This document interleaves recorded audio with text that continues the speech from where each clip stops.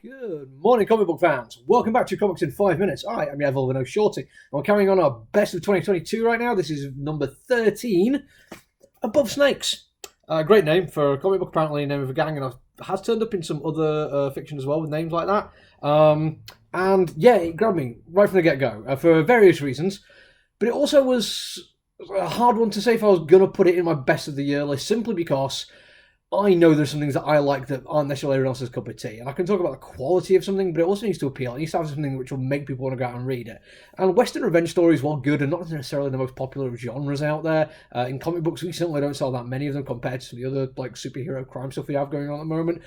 But it did stand out in the end, and I'm really glad I got it from the start and I got to finish it. And when I did, it all came together in a way which meant I was pretty much had to put it on here. But it is why it's quite low down, because, yeah, Western revenge, cowboy stories. There's a certain cliche to them. There's like a lot of Americana built around this idea of them, and there's a lot of revisionist stuff going on at the moment with people of color and queer people who've been excluded from these stories being included in them. And this does feel a little bit more traditional, but I think what it did really nicely was embraced the kind of trope you expect to see in it. And it's not so much that it flipped them on its head and like really made us rethink them, but it used them the most effective way it could to tell a story of revenge. Because this is all about Dirt, whose wife is killed, and he has a ghostly apparition of a vulture following him around, demanding blood that he gets from revenge until he can finally get revenge on the person who killed his wife. And just the concept of that alone intrigued me. I've been reading about Barrick recently about the axe that is drunken for blood, and I like that as like an addiction kind of metaphor. It's kind of interesting, especially when you think about like once you could do something, good but makes you feel good as well, then you want to carry on doing it, and it could get to a point where you just want after that high of that feeling rather than actually thinking about anyone else. This one is slightly different. It's not an addiction kind of thing. It's more the idea of it's just a hunger.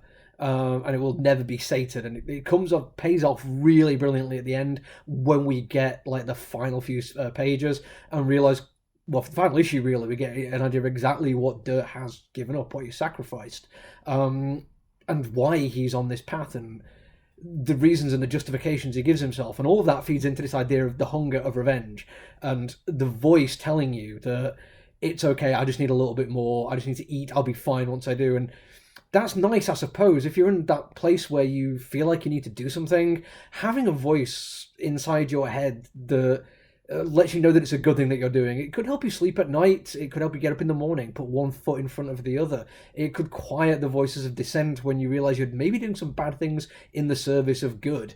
And again, the payoff at the end, which I don't want to spoil for anyone, really drives that home in a far more effective way than I've seen recently. It reminds me of the first time I played The Last of Us Part 2, an entire story of a computer game about the idea of revenge being toxic, but then the gameplay loop is going and murdering a bunch of people who are surely have people who would want to go and get revenge for them dying, and it kind of got lost in the jumble of being a video game instead of just a story. This one, Dirt, is on this path for revenge, and the story is that it's a bad thing and that you shouldn't live your life with that as a goal. It is toxic, it's going to damage you. And for Dirt, when you realize exactly the reasoning behind it and the justification not just on his part but on the part of the person who did the bad thing in the first place, it just shows this kind of circular nature of being wronged and wanting to correct the wrong. And that hunger, that what the stuff that needs to be fed to do that, and how damaging that is to every single aspect of your life. There are great things about letting go, don't get me wrong. There's also great things about trying to right wrongs. But when you sacrifice everything else to do so, and when you get the realization that nothing would change if you do it, and in fact you just have the desire to do it more and again, and you stop looking for good reasons and just embrace any reason, then it is damaging, and it's brilliantly done. And it's not just that it's a great comic, it's not just that Sean Lewis is a fantastic writer, although he is, it's the fact that he's working with Hayden Sherman. And I've seen these two work together before, and there's been a couple of things that I've read involving one or two or both of them, and they've been good. Like, I had no complaints, but something about like the genre choices maybe just didn't land for me, and nothing really made it onto my pull list, as much as I quite liked it. Hayden Sherman's art style in particular is that kind of loose, scratchy kind of art that I absolutely love, but never sacrifices detail in the name of economy. Everything still works. It looks absolutely fantastic. I saw something today which is like an advanced look at a comic book that's not even out yet, and it looked like it was that same kind of thing until you looked at the background of some of the panels and realised I don't even know what some of these items are, and the perspective is all wrong, and the lines just peter out to nothingness. Hayden makes it look minimalist without ever sacrificing detail or expression through it. And also, just look at the colours. I think the colouring might be this guy on the bottom. Oh, that's the lettering. So yeah, the colouring as well is Hayden Sherman. And the first page really kind of sums up what I'm talking about here. It doesn't have that kind of really cool crisp line work you expect in the big two, but there's no sacrificing of detail there, and even the backdrop to it looks amazing.